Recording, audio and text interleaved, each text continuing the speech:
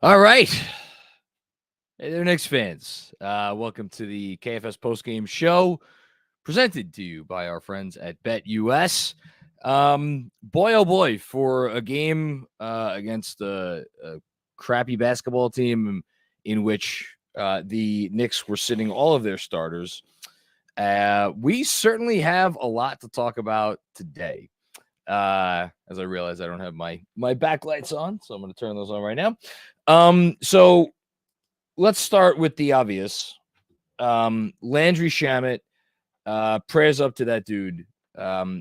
Is playing on a non-guaranteed contract. Went down in the third quarter. Judging by the amount of I will just assume medical professionals checking in on Twitter that saw the picture that I posted and that we're probably watching live. Seems like a dislocated shoulder. Now, based purely on a couple of text messages that I read, a dislocated shoulder could mean a lot. It could mean a dislocated shoulder where there's some kind of additional associated injury, like we saw with Julius Randle last year.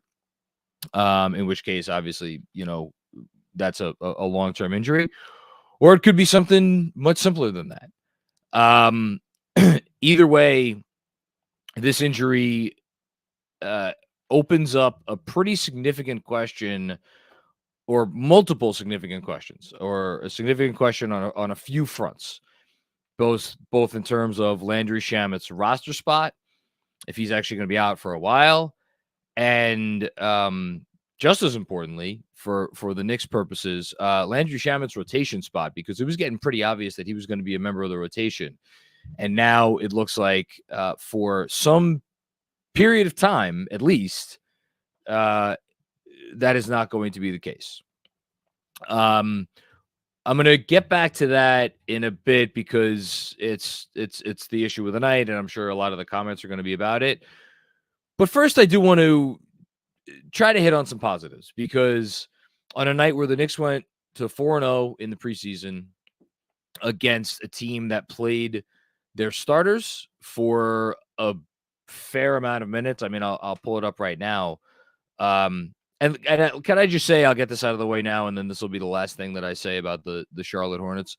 The Charlotte Hornets are not a serious basketball team right now, which is why they went out and hired a serious basketball coach who is going to, one would hope, remake their culture from the ground up. I still have some suspicions about whether the key pieces that are there are capable of being there when they turn it around, if they turn it around. I'm a huge fan of Brandon Miller. I love his game. 29 minutes, 26 points tonight. Very, very good game for him. But Brandon Miller, 29 minutes. LaMelo Ball, 26 minutes.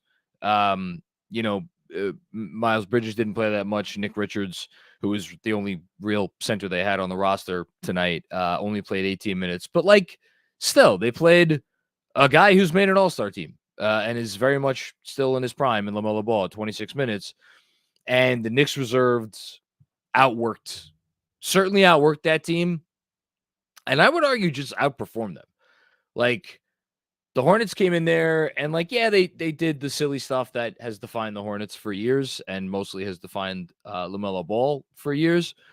But they also were shooting the lights out of the ball. I don't know what their final 3-point percentage tonight ended up dipping down to 37%. But in the first half, at least, the Hornets shot 45% from deep, and the Knicks still had a lead. And again, in case you missed it when I said at the top, not a single one of the Knicks starters played in this game. And that is a credit to the reserves that played instead of the starters, because they did not look overmatched. They did not look like a bunch of tryhards out there. They looked like a professional outfit of basketball players, not a team that's going to go out and, if they played a full season as a starting unit on a team, is going to go out and win any number of, serious number of games. But they look good. And they look good enough that I found myself asking at a few points tonight, because throughout this preseason, I've been saying Well, we still haven't seen the real bench, right? We still haven't seen the real bench because we keep getting these 5-man bench units, and it's not going to be that, and it's going to be at least one starter out there at all times, if not multiple starters out there at all times. And when are we going to get the real bench? When are we going to get a look at like what Thibs plans to do and how he plans to survive the non-Brunson minutes? And as I was watching them out there tonight, I was thinking to myself, these guys have a real chemistry together. And not just the 5 primary reserves. And obviously, we're going to talk about a couple of rookies, three rookies, all 3 rookies who made representative showings, to say the least, tonight. Everybody. Like, they have a real chemistry out there. The thing that stuck with me, they move the ball. They move themselves and they move the ball. And the ball does not stick. How many possessions, if you go back and watch tonight, did the ball stick with one player? Someone's moving around. Someone's making a pass. It's constant motion. And if you're wondering how a group of reserves, and like not a group of reserves that is particularly highly thought of around the league, with the possible exception of Deuce McBride, can go out there and score 65 points in the first half. Well, and it wasn't like Deuce McBride cooking or Campaign cooking or Tyler Kolek cooking. Like, all those guys contributed and did some really nice things. But this was a collective effort. This was a team effort. This was guys, again, putting themselves in positions to be successful, get good shots, and really just work. Granted, a bad Charlotte defense, but still, they're a group of reserves playing against a good amount of starters for a lot of that game. And so hats off to the reserves as a whole before we get into any individuals. Now, I've been talking for like 7.5 minutes here, and I've been not avoiding, but I've been holding off on talking about the thing that everybody is going to want to talk about, which are the rookies. And you could tell me, I'm pretty sure Kolek is going to be the guy that everybody wants to talk about after this game, in part because with the Shamet injury, you would think that he has a pretty good argument to step into the rotation, and in part because we have now seen 4 preseason games. 3, I think Kolek has played in 3 of them. Because he played in the first 2, and then he played it in this one, where at no point in time does the word overmatched come into your mind. Not once has Tyler Kolek looked overmatched. I mean, there was one moment in the first half where he kind of got lost on defense and lost track of what ended up being like a very wide open 3-point shooter. But other than that, like, I didn't see anything where it was like, oh man, this guy's clearly a rookie. And he went out there on a night when he clearly didn't have it in terms of shooting the basketball. I think he finished, I don't know what he finished, 2 of 7, 2 of 8, something like that. Here, I got it right now. He finished 2 of 9. So not his best shooting night. But went out there and almost had a triple-double, because it seems like all he does is go out there and figures out ways to positively impact winning. And a lot of that is through his passing. Like, I lost track after a little while. The number of passes, and not all of those passes lead to assists. Like, my favorite pass of his of the game was in the first half when he threw a hockey assist to Huck Porty under the basket, who then immediately fired it to Pacome Dadier in the corner, who nailed a 3-pointer. And like, it was the vision of Kolek to see that sequence of events, but also just the ability, like the way he threw that pass. I haven't gone back and rewatched it yet. I watched it. I'm like, man, I don't know when's the last time I've seen a Knick throw a pass like that. And I could name 3 or 4 or 5 other passes that he threw where it's like, yeah, this kid, just the vision is certainly elite for a rookie. And he might just wind up being a guy that has elite vision for an NBA player. Not there yet, but it sure seems like that's at least in the cards right now. So, tries hard on defense. Like he's looking confident from deep, which is going to be a very important thing for anyone who has to play in. Like at this point, if you're going to play in the Knicks rotation and you are open behind the 3-point line, unless your name is Josh Hart or Precious Achiuwa, you are going to be expected to fire away without a second thought. If you're open, you got to shoot it, and you got to shoot it with confidence, and ideally you got to make, a decent amount of those. And he certainly is firing away confidently. He needs to didn't make too many tonight, but he's been making them, throughout the preseason. So really nice game from Kolek, and yet not the most surprising game we saw from a rookie tonight. Not even close, because Pacome Dadier, who I kind of wasn't sure we were gonna see in the preseason, because I just had pegged him as such an afterthought for this team this year. Goes out there in the first half, scores 16 points. He didn't score again for the rest of the game, but that's okay. Did more than he needed to do in the first half. 16 points. Was shooting the lights out of the ball. He was really knocking him down from the corners. He hit 6 field goals. 3 of them were from deep. One was a 4-point play, and all 3 of those threes were from the corner. I think 2 from the left, 1 from the right. Maybe I have that inverted. Again, to steal the line I just said a minute ago, did not look overmatched. And I mean on both ends of the court. Like on offense, not only shooting, like, okay, great, you could hit a corner 3, big whoop. He had a couple of nice moves. There was a moment in the second half, in the third quarter, early in the fourth quarter, where he got the ball. It was, I think, might have been getting kind of late in the clock. I'm not sure, but put the ball on the floor, drew the defense, and then threw a really nifty pass to Huck Porty, who had come open, wide open under the basket, because again, Pacome Dadier drew the attention to him. And just really impressive stuff from tonight from a guy that I was not expecting to see anything from, certainly this season, but like even this preseason. So nice night for him. I mentioned Huck Porty. Nice showing from Huck Porty. I mean, how cool is it that we're sitting here with this team that has a real chance of winning the NBA championship this year, and they have 3 rookies. Possibly none of them are going to see rotation minutes this year. And we could sit here and have genuine reason to be excited about all 3 of these guys in terms of what they could be moving forward. Certainly potential rotation pieces in the years to come. And again, you take a kid like Dadier at his age, with his makeup, at his size, and with his skill set. It's exciting. I mean, it's the reason why I think a lot of people were excited to see them make that pick on draft night, even though we found out since that part of the reason they made that pick may have been, because of the contract that he was willing to sign. So great stuff from the 3 rookies. But they were not the only ones to have great games tonight.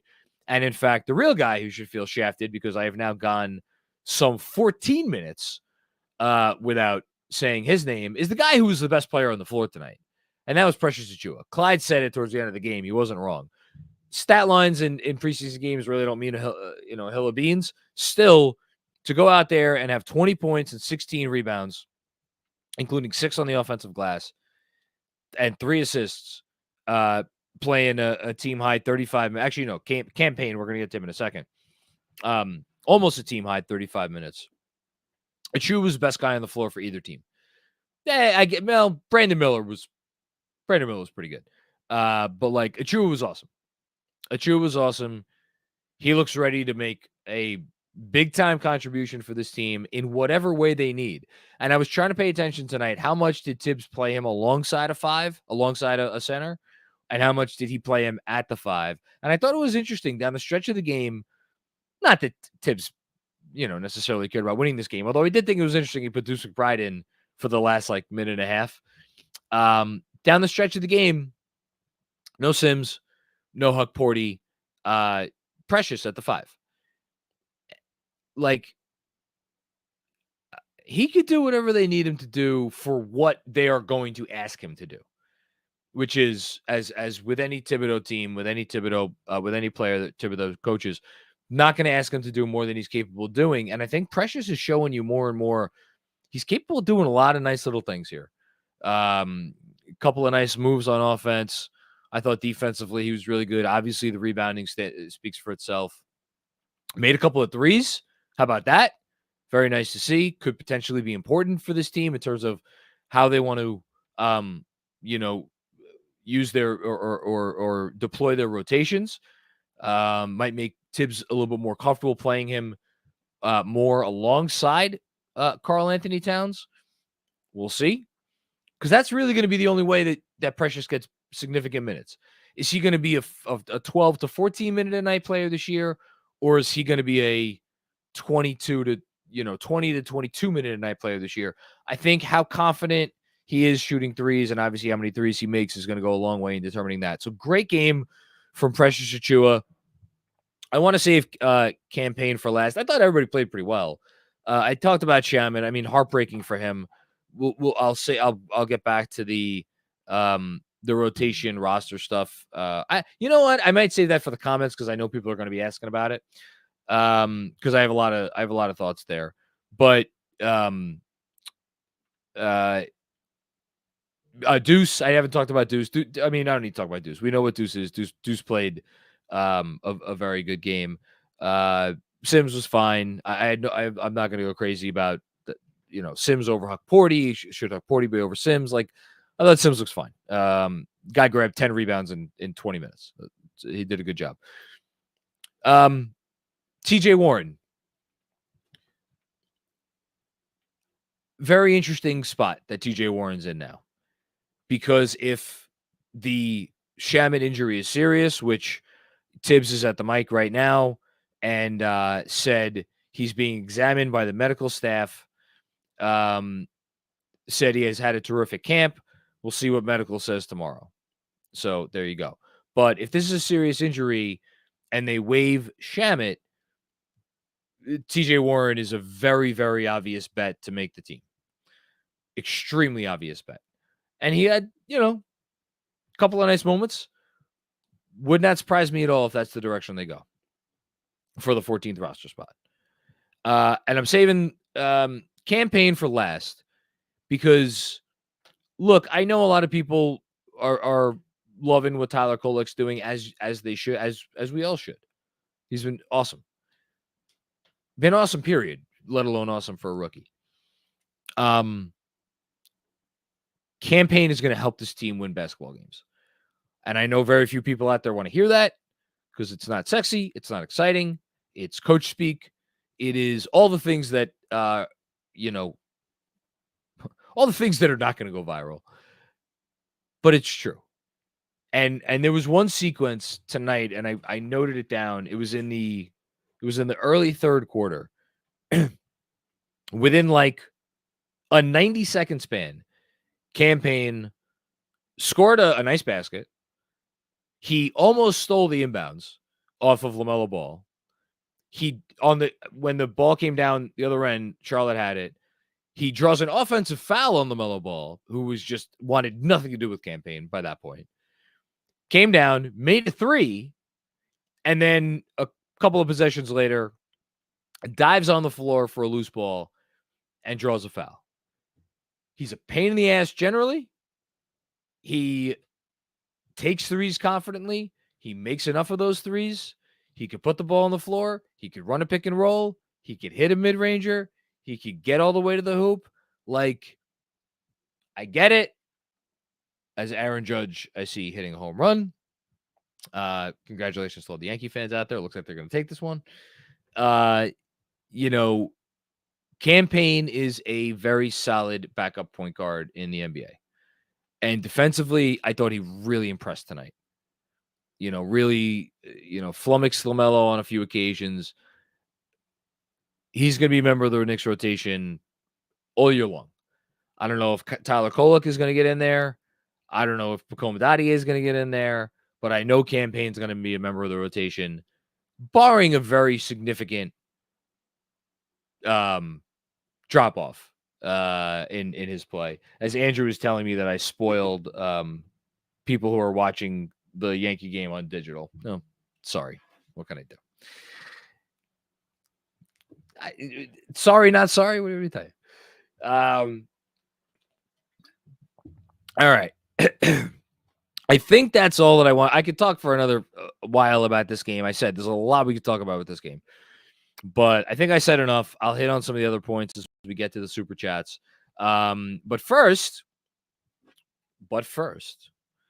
we have a little business to attend to. As Kev, you got to get up here and help me out because I got to pull up my trusty words of wisdom from our friends at BetUS because I don't have them up here. What do we Kev, remind me, what are we talking about today? We're talking about Eastern Conference winner? Where's Kev? There's Kev. Kev, I think you're muted. Either you're muted. Yes. You hear me? Oh, yeah, now I hear you. Okay, there we go. We're talking about Eastern Conference winner tonight. Who has the best odds? What bets you want to take? I love it. I absolutely love it. Okay. And we are talking about it courtesy of our friends at BetUS. Are you looking for a new book this basketball season? BetUS is the answer. Fastest payouts in the industry. Here's the promo code, folks. YouTube 150. Again, YouTube 150. Receive a 150% deposit or 150% bonus on your first deposit, plus 125% bonus on your next two deposits, up to $2,000. They got fast and easy deposit withdrawal process, 24/7 personalized service, live wagering on all games, best betting variety, 10% back on your net losses, personal account manager. You can check out the BetUS link in the description below. Let us go through Eastern Conference odds, shall we? So we have the Knicks. They're plus 350. Is that so we're basically talking, is that a good bet or a bad bet right now? Plus 350 is like, it's not quite where I'd like it to be. Like plus 500 would be a no-brainer for me.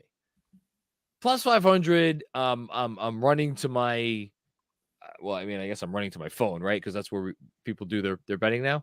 I'm running to my phone and I'm plopping down a nice, hard-earned night's worth of super chat money on the Knicks to win the Eastern Conference. Plus 350 when you take into account the Boston factor. They're favored. They should be favored. And then you factor in like the other teams that you could squint and see coming out of the East, although or it's not even that. It's not even squint and see the teams coming out of these. Squint and see the teams that if they have a nice 7-game series could wind up beating the Knicks if the Knicks are not healthy, if the Knicks have a couple of off shooting games, like whatever the case may be. Like Philly could do it. Milwaukee could do it. And then if you start factoring injury, like there's so much stuff. There's quality in that next tier of the East, in the Orlando, Indy, Cleveland, certainly Miami area. It's probably the right number. I'm on the fence about it though. How about that, Kev? Nah, Knicks. You can't name 3 teams that should have better odds. Oh, I can't name 2 teams that should have better odds to come out of these. The Knicks should have the second best odds. I'm just wondering if the Celtics are, let's say, plus what, I don't know what the Celtics are. They plus like 150, 175 to come out of these. Probably. Let's see. Okay. I was close. Plus 155, right? If they're plus 155, I'm wondering if another team should even be better than plus 400. And sure enough, we have the Sixers at plus 400, and we have the Bucks at plus 650. And then everybody else is lower than that, as they should be. Like nobody else should be better than 10-1. Honestly, nobody else should probably be better than 20-1. So like, really, I'm splitting hairs here. I'm like, man, even give me plus 400, and I would. I like it better. Plus 350. It's just like, yeah. It's tough. It's tough. That's why It's these tough. people are experts, you know? Well, I think maybe because Boston just won it, and the back-to-back is always a bit tougher. So maybe they think someone else should have slightly better odds. I was going at it back and forth today on socials with some Boston Celtics fans, and I was like choosing to not be obnoxious and just point out things like Brunson's numbers against Drew Holiday, and the fact that they're really not going to be able to guard us the way they think they are. But we'll see. Let's say this. What the last time that a conference champion has repeated was 2019, when the defending champion Golden State Warriors made it back to the finals for the third straight time. That was the KD Steph team, and obviously that was the finals that KD tore his Achilles. That's the last time a conference champion's repeated. Forget NBA. Yeah, forget NBA champion, conference champion. So, that's the last time a conference champion made it back. Champion has repeated and gotten back to the finals. So you're right. Parity rules the day. I saw Mike Vorkunov had an article about that today for The Athletic. Shout out to Vork. Look, I'm not, again, plus 350, probably where it should be, but it's the right number, because I'm sitting here and I'm hemming and hawing. At the end of the day, I throw a couple down on a couple dollars, a couple of bucks. Okay. One more time. Use that promo code YouTube 150, get 150% bonus on your first deposit, as well as 125% bonus on your next 2 deposits up to $2,000. Disclaimer: gambling involves risk. Please only gamble with funds that you can afford to lose. All forms of betting carry financial risk, and it is down to the individual to make bets with or without the assistance of information provided. Okay. Now, John? Yes. Hold on. There's one more thing, because yes, a good friend of ours, General Manager Andrew Claudio, he's a casino owner, and he was able to get them to throw in an additional odd. You're kidding me. Oh, is that for real now? Deuce McBride is now listed at plus 2,500 for the Sixth Man of the Year award. Take all my money. Take it all. $100 down right now. I love it. Again, this is Andrew Claudio, GMAC made this happen. That's a good number. That's good value there for a guy who is going to, obviously we know he's going to be the sixth man for this team. We know he's going to be awesome. We know he's going to make shots. We know he's going to produce. Is it a bit of a tall hill for him to climb? I feel like, man, if I could even get like plus 1,500 for him to end up top 3 on the ballot, I would rather take that bet, because a lot of times this award, not all the time, but a lot of times this award goes to guys who wind up closing games for their team, right? Like if a Malik Monk, it becomes so instrumental that he has to be on the court at the end of games. You see those guys win. I don't know how many games Deuce McBride's going to be closing, but then again, you know what? All the guy does is get better every year. So yeah, he's looking solid. He's solid out there. He's doing his thing. That's great. Good stuff by GMAC. Good job by you getting this up there. Okay. We got some super chats to get to. I know, Kev, you told me that 3 comments came in before the game ended that were also before the Shamet injury. So let's go ahead and we'll get to those first. And shout out to everybody watching. Sorry if I ruined the Yankee game for anybody, but what can I tell you? D-Bro, Dottier's better than Shamet. Huck Porty better than Sims. Kolek better than or equal to Campaign. So I'm not gonna comment on the Dottier over Shamet thing, because that's obviously you sent it in before the injury, so not your fault. Huck Porty over Sims. Not a hot take. Honestly, at this point, again, I thought Sims was fine. Huck Porty could do more with the ball. It's crazy to say this about the guy who might have the best vertical, or like a bit like, what is it called? Like how high, who could jump higher than anybody in the league, or like hit the highest point of anybody in the league. Huck Porty might be functionally a better athlete than Sims. I saw Chris Persianen, I think, commented on it on Twitter that now he's got his athleticism back, fully recovered from the injury that maybe contributed to him dropping as far in the draft as he did. His vertical. Yeah, thank you, Andrew. His vertical. Anyway, again, it's not something that I'm like going nuts about because I think Sims is Sims is fine and like Huckporty's still a rookie, but thanks, Andrew. His festive vertical ability. I appreciate that from you. And then the Kolek Payne thing. I said my piece on Payne. Kolek's he's a player. Like, we know he's a player. It's just a matter of time. And it's a matter of, again, what are they seeing in practice? How quickly can he get past the rookie mistakes?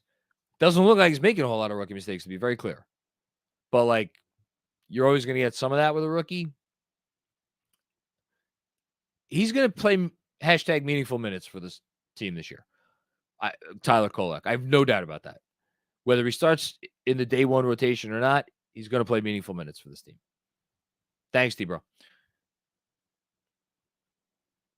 D-Bro with another one. I have no beef with Cam Payne. He deserves his spot. Yeah. Like, I don't know why anybody should have beef with Cam Payne. He's a good player. He's exactly what you should want on the floor if you're a Knicks fan. And then one more. This is one more from before, I believe, the Shamet injury. Dominic Manzi. Kolek could really grease the wheels for McCall. We're going to see him struggle to get to his spots as a primary ball handler. 4 guys at 6'1" or 6'2" is tough, but we have the infrastructure to make it work. Well, what they do on Friday night now is fascinating to me. Do they treat it as a true dress rehearsal? Do they see what happened to Shamet tonight and be like, you know what? Maybe not risk it. And maybe we send out the B squad again. I think they'll play the starters on Friday, at least some period of time. But, like, do we get any indication on Friday what Thibs is thinking about filling out the rest of this rotation? Like, Kolek versus Shamet, different sorts of players. I'll tell you this, though.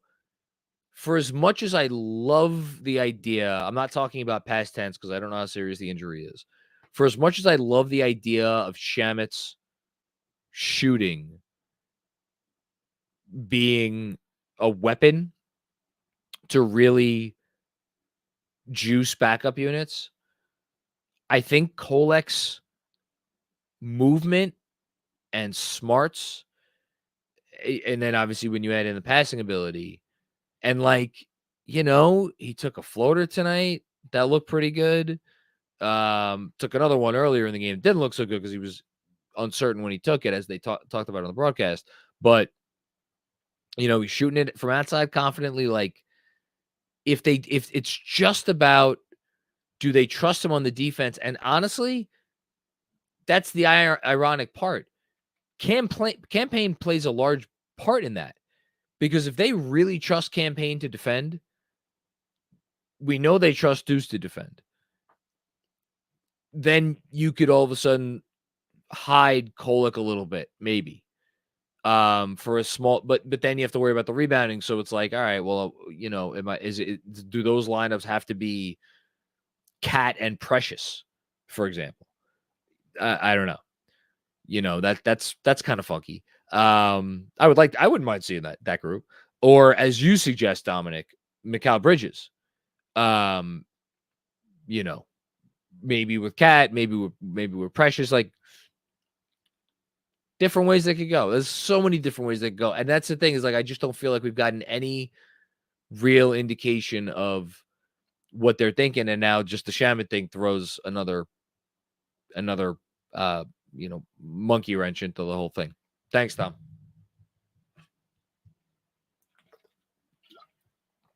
Drew P. Precious is good. Will the 2 big bench continue?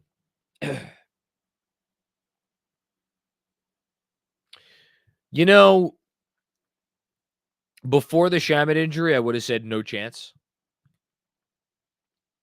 I'm less certain now. Because now the only guaranteed bench minutes are going to go to Deuce, Precious, and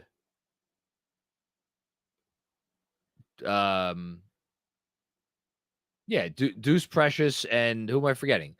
Deuce, Precious, Sims. No, not Sims. See, this is what happens when you get old, honestly. Campaign. Duh. I just got done talking about him. Thanks, Kev. Deuce, Precious, and Payne. Could be Sims.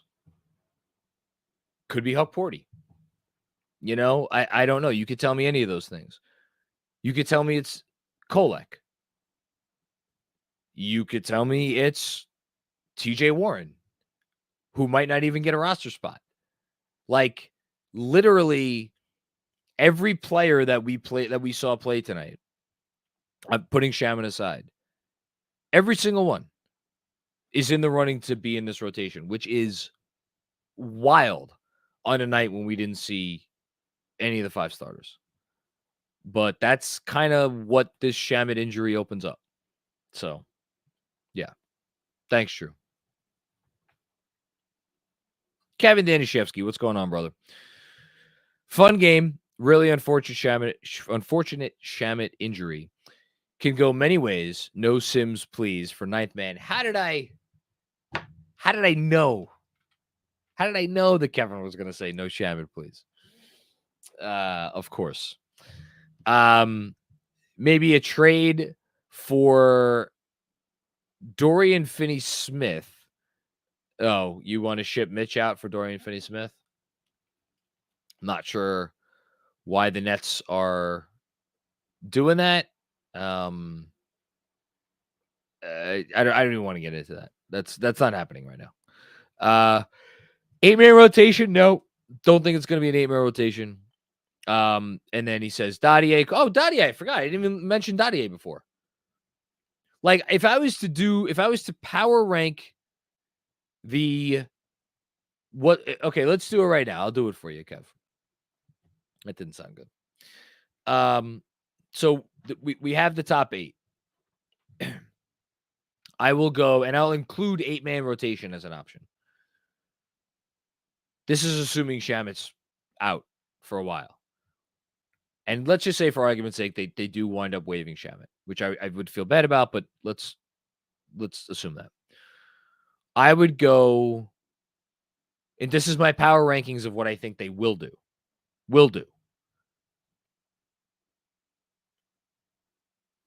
I think I would go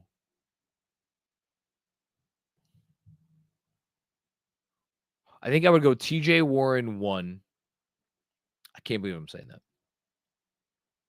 I think I'll go TJ Warren 1. Guy might not even make the team. They could waive him tomorrow, for all we know. And yet I'm putting him 1 right now. I'd probably go.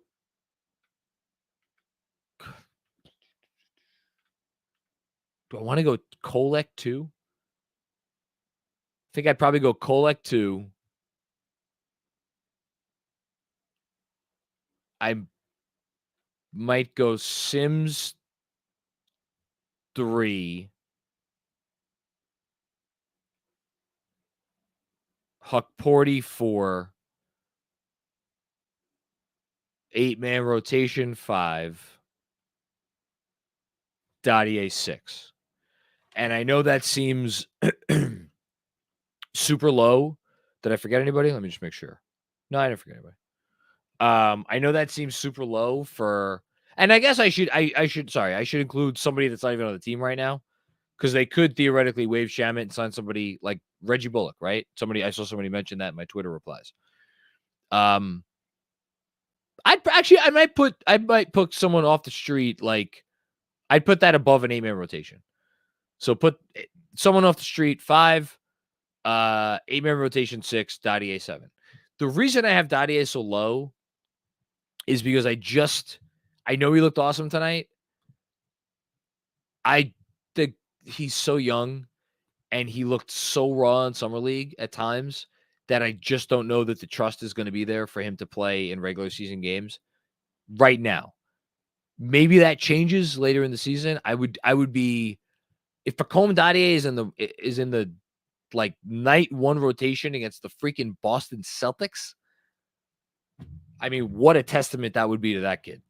Like, seriously. I'd be shocked. But yeah, I think Warren, Kolek, and Sims. I think those three guys are really. Although, man, Huck Porty. Yeah, it's tough. I don't feel great about any of those choices. I mean, let me rephrase that. I feel really good about a few of those choices. As like, I would feel great about Kolek. I would love to see Kolek. I mean, I don't feel great about predicting any of those choices because I could easily talk myself into a ton of reasons why it's not going to be this guy, that guy, or but we'll see. Thanks, Kev. Kev with another one. Would personally go 8. I just let me get back to that. Starters play 160 to 170 minutes. Deuce, Payne, and Precious play the remaining 80 or 90, with Kolek knocking on the door. Dadier intrigues me though. Man. Day one of an 82-game season, you're gonna go with 8-man rotation. I know we've talked about this before, so I don't want to rehash old stuff, but like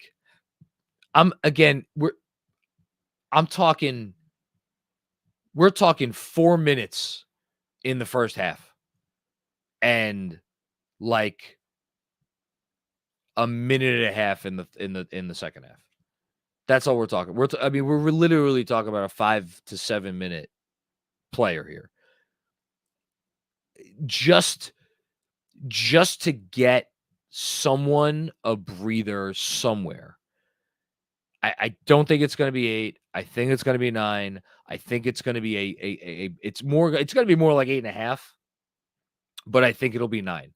I think you will see 9 guys play on opening night against Boston. I don't know who it's going to be, but it's like even just getting a guy in there for that limited amount of time can buy you.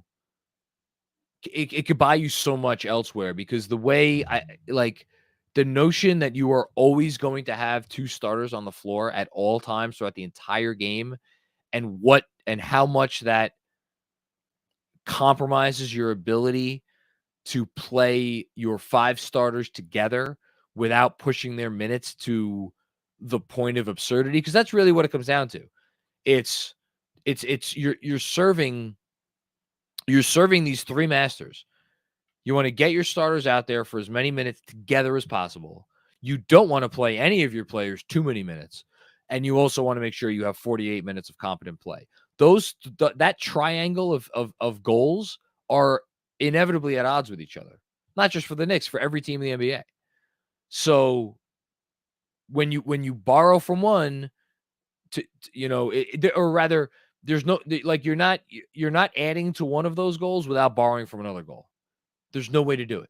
It's just a matter of where you're borrowing from. And I don't think day one we're going to see 8 guys. I just don't. Thanks, Kev. Anthony Sixto, what's going on, Anthony?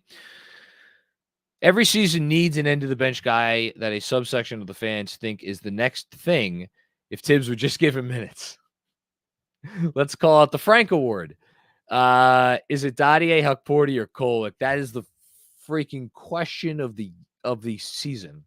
Early running. It's early. We haven't even played a real game yet. Best question of the preseason, Anthony. Easily. Best comment question of the preseason. Boy, oh boy, you could have given me minus 500 on Kolek to be the answer to this question before tonight, and I would have run to bet it. Now, All it takes is one game, right? We know that. All it takes is one game. Now, I don't think it's like, I mean, I like Hukporti a lot. I just don't think there's going to be that much like fervor for him. Dottier, man. No, I mean, the answer is Kolek, but like Dottier made me think about it. Dottier made me think about it. So it's going to be Kolek. It's got to be Kolek. Yeah. Thanks, Anthony. That was great. JM. Hope Arcidiacono has been practicing 3-second calls. You know, you laugh. Would it shock me if they so this gives you actually a good chance to talk about Landry Shamet's contract situation, and shout out to Fred for a couple of tweets tonight to refresh my recollection on this, as it were. So Shamet, so here's the thing. They're going to still sign Hukporti as one of the roster spots because they need to sign a player with no years of NBA experience. With the other roster spot, they could sign any veteran. Doesn't matter. They could sign any veteran. The thing that's interesting about Shamet, and this is what Fred pointed out, Shamet's contract is not fully guaranteed until January. So that means they could waive him at any point in time between now and January and still be able to sign another player to the vet minimum. And because it is prorated, they will be fine and they will not go up against a second apron, which they're not legally allowed to go over. So the notion that they are automatically going to waive Shamet, even if the reports come back, and let's say reports come back tonight and we hear like early or tomorrow, early word is reevaluation in a month. Yeah, the odds are they probably waive him. But like, because that contract doesn't become fully guaranteed until January, I'm not so sure. And like, again, we're talking about TJ Warren with this spot. We're talking about Ryan Arcidiacono. All due respect to Ryan Arcidiacono. I love Ryan Arcidiacono. But like, if it's like, get Arcidiacono in here now, a guy we know is not going to play, or like keep TJ Warren, a guy who I just frankly, I don't know if he's an NBA player at this point, even though I had him number one on my list 10 minutes ago. Maybe they just wait out Shamet.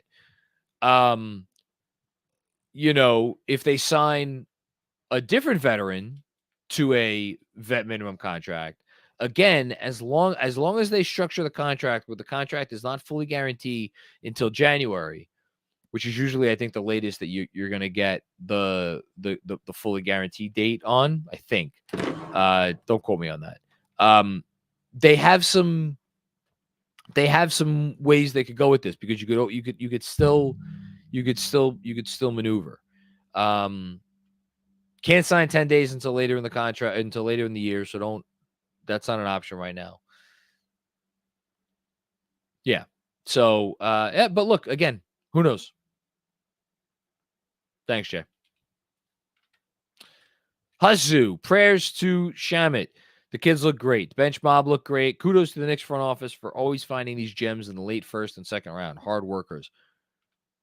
Look, it hasn't been perfect, but this is now 5 years worth of drafts for this team. I think, look, you could ding them.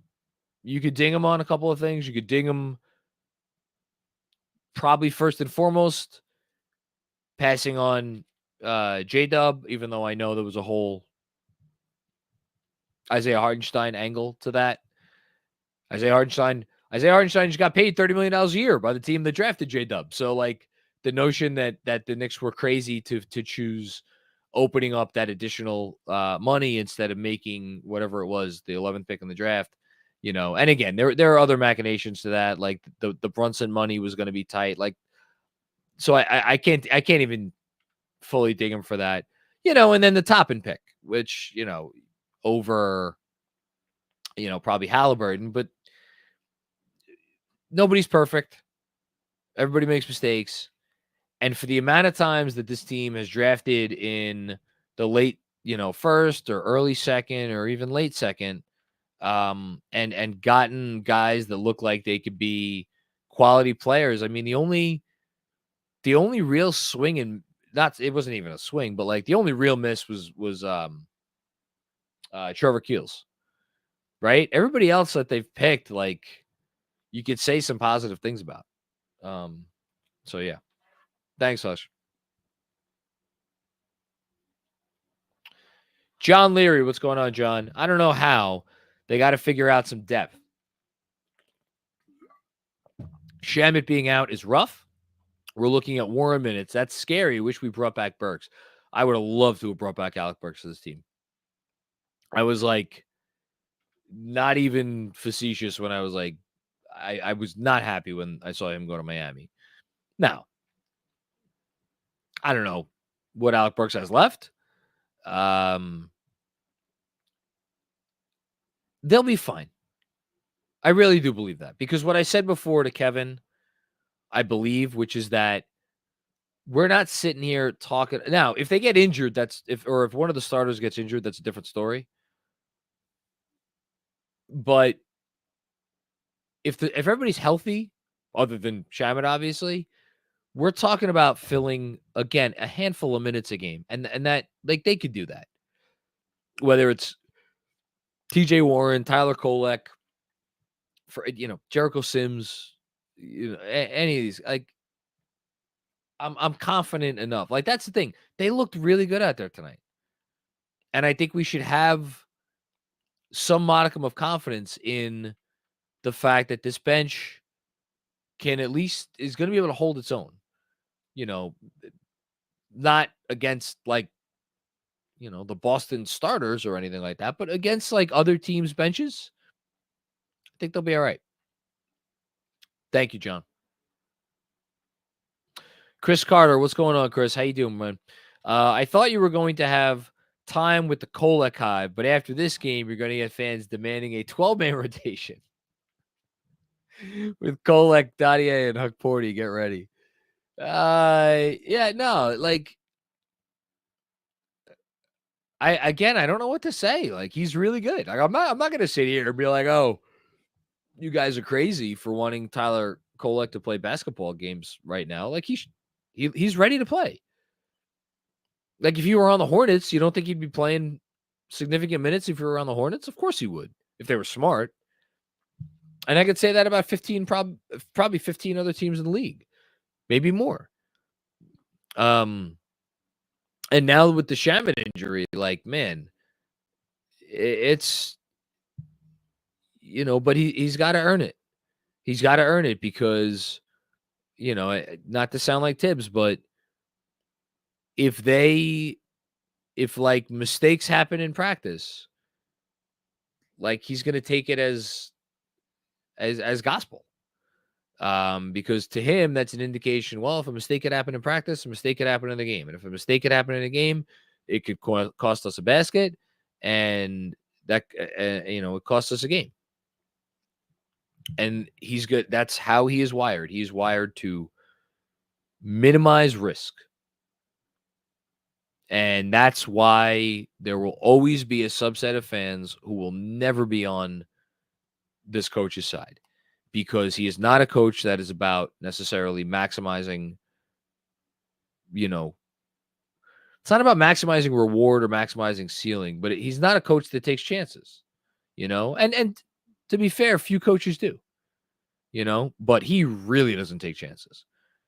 So, he may be forced into taking a chance or two with this team, with this roster. We'll see. Thanks, Chris. Christopher Halecki, how you doing, man? Shout out to you for all the reasons that and I don't need to say. I've not watched much preseason basketball due to my wife's health. Our love of sports is something we share. We both love the Knicks. We are excited to see the Knicks play this year. So I will just say, go Knicks. So, Chris, since you brought it up, I will just shout you out because you are just an absolute envy of mine. Chris, for everybody who doesn't know, his wife has some health issues, and he cares for her. And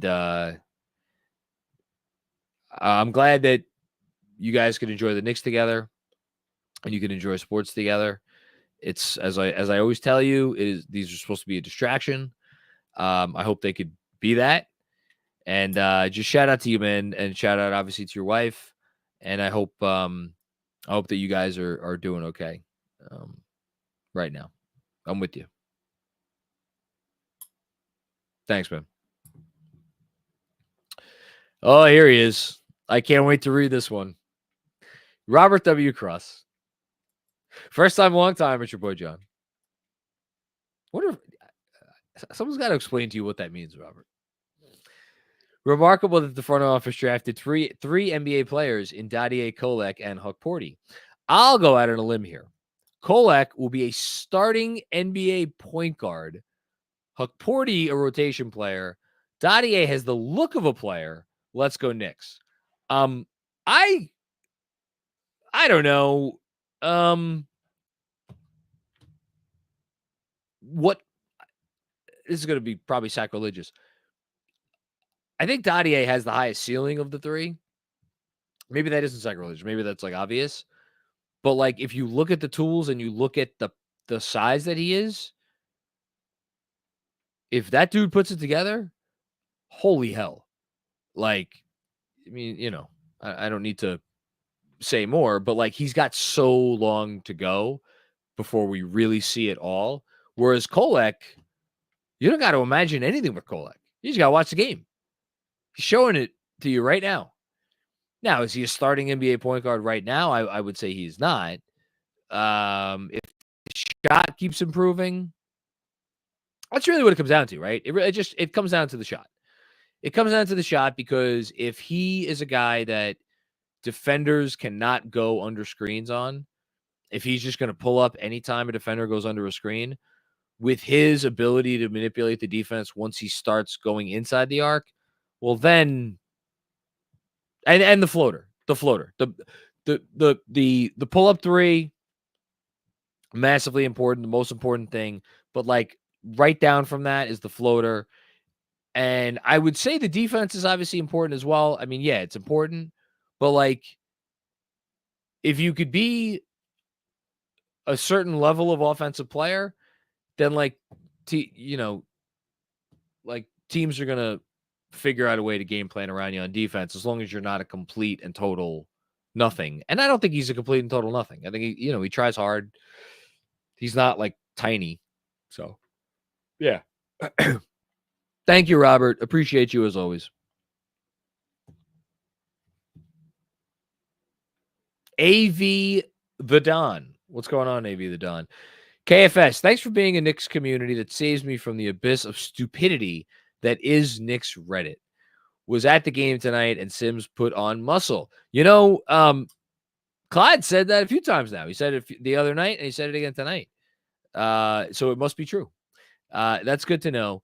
Knicks Reddit. I downloaded the Reddit app a few years ago, and my intention was to explore it. I never really got around to it. From what you say, it doesn't sound like I'm missing much. I'm happy we can be a community for you. A couple of requisite shout outs. Shout out to the Substack chat, which is really, if you want to come for just daily shooting the breeze Knicks conversation that is high level and also funny and smart and all of those sorts of things. Subscribe to the newsletter and then just come visit the Substack chat. And then I'm going to be doing some stuff for Autograph this year as well. So shout out to them. The Autograph app, I've been promoting it on all different platforms. If you're not subscribed, or if you don't have it, download it, use the code KFS, and I'll be doing some exclusive stuff for them this year, including hosting some chats with folks where I'll be again, shooting the shit. So, I'm glad we have that community that you feel comfortable with and that you want to come to and spend time with. Thanks, AV the Dom. Oh, and shout out to T Squared, where we're doing all of our watch parties, including opening night against the Boston Celtics. So come be part of the Knicks community in person if you can. All right. Eddie F. Thanks, John and Andrew and team, for all the great content. Love to see Hukporty dunk on Richards. That's the dunk of the preseason, right? Has there been a better dunk? I don't think so. If there has been a better dunk, I don't remember it. So I think that's been the dunk of the preseason. Hope Landry's okay. Me and you both. Rooting for TJ Burks Warren. I see what you did there. Yeah. Listen, man. What a cool. How about this? What a cool story it would be. What a cool story it would be if 5 years after the bubble, or 4 years after the bubble. 4 years? 5 years. 5 years after the bubble. Took me a minute, but I got... No, isn't it? Hold on. 2019. It was the two... Oh, no, you're right. You're right, Kev. 4 years. 4 years. Sorry. I can't. Again, I'm getting old. 4 years after the bubble, the guy that lit the world on fire hooked up with a team that has championship aspirations and actually was a part of their rotation. Tyler Kolek joining the rotation would be very cool. TJ Warren joining the rotation and actually looking good would arguably be cooler, for whatever it's worth. Thanks, Eddie. And you're welcome. Kevin Danishevsky. Okay, let's see what Kevin's response is. The reason I can't get too worked up is in 21-22, which was the year from hell, I thought Grimes stylistically made more sense than Burks with Rose and Quickly in the bench unit. Kolek and Payne are similar. And while Tyler is good, Payne is good too. Give it time. All right. I see what you're doing there. I think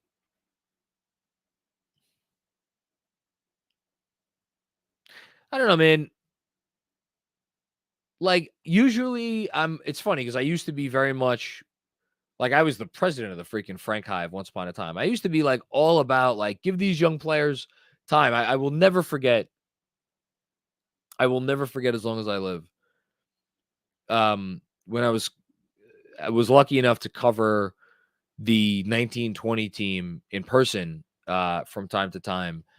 And we were in a press conference and it was, kind of late in that season. And Mike Miller was the coach. And I forget how I phrased the question. I tried to phrase it as respectfully as possible, but like they got their asses kicked. And I asked them some question that was along the lines of like, why aren't you playing the young players more?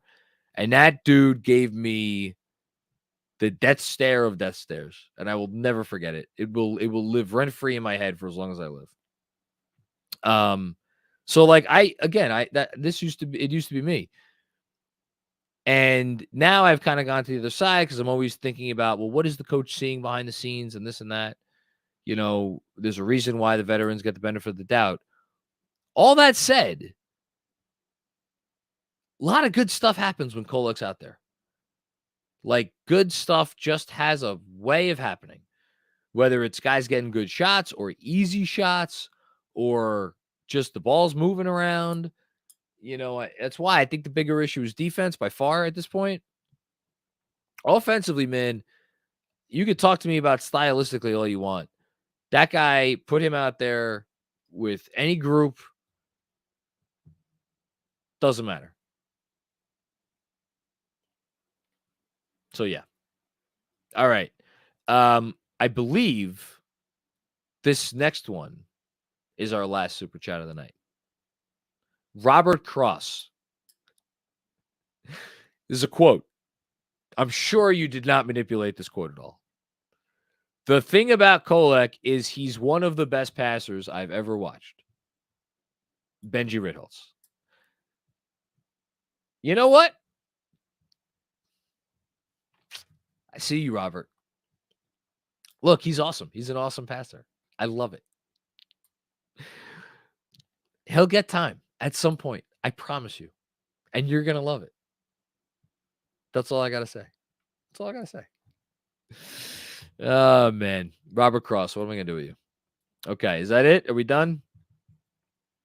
I think we're done. Okay. Thank you, everybody, for tuning in to another episode of the Knicks Film School postgame show powered by our friends at BetUS. Don't forget, subscribe to the channel. Subscribe to, if you're listening to the podcast, give it a 5-star rating, a review. I've been trying to post more stuff on, oh my goodness, Robert Cross with another one. Point guard is my favorite position at your boy John. Yes, it is. I know it is. You didn't have to tell me that. I knew it was. That's Robert Cross, by the way. I've been trying to post more stuff on TikTok and Instagram. So if you're not following me on Instagram or TikTok, please give those apps. Give me a follow on those apps. Same as everything else. JC Macri, NBA. And what else do I have to plug? Recording an episode tomorrow. I'm very excited about. First time guest on the pod, but someone who I imagine will become a frequent guest. And I will just leave it at that. And I think that's it. All right. Take care, everybody. Have a good rest of your week. Talk to you soon.